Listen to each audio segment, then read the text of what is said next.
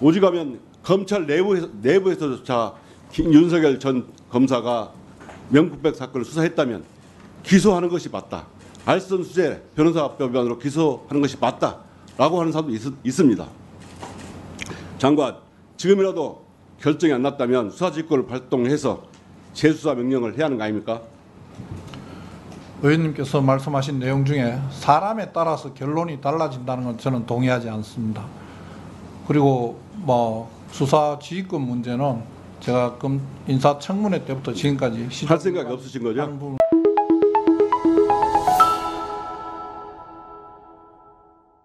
제가 지금 화면을 보고는 잘 누군지 우리 검찰은 2013년과 2014년에 김학의 씨를 수사했습니다.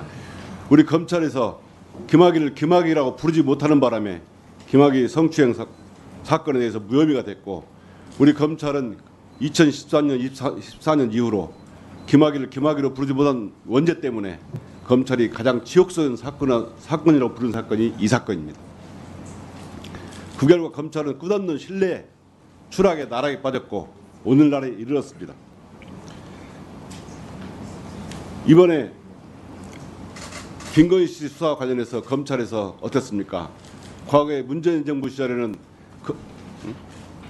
정부를 성토하는 2+2 글이 그렇게 많이 올라왔는데, 이번에 김건희 이틀막 관련 사건에서는 수사, 검사 또 대검에 대해서, 법무부에 대해서 글이 한 건이 올라왔습니까?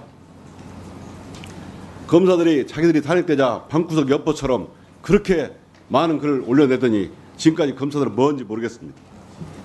장관, 김혜경 여사는 법가 10만 4천 원에 소환당하고 재판에 넘겨 재판을 받고 있습니다. 그러나 김건희 씨는 명품백 사건 300만 원을 받아도 검찰이 소환당해서 조사를 받고 있을 정도로 검찰의 비호를 받고 있습니다.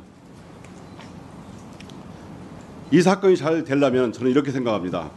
검찰이 정말 명예를 회복할 수 있는 2014년 이후에 명예를 회복할 수 있는 정말 절호의 기회였다. 우선 이 명품백 사건을 작년 12월에 배당됐을 때 형사의 일부가 아니라 반부패에 배당해서 수사를 하도록 해야 되겠고, 그 다음에 바로 아크로비스타와 용산 대통령실을 압수수색해야 됩니다. 그리고 계좌 추적을 했어야 맞습니다.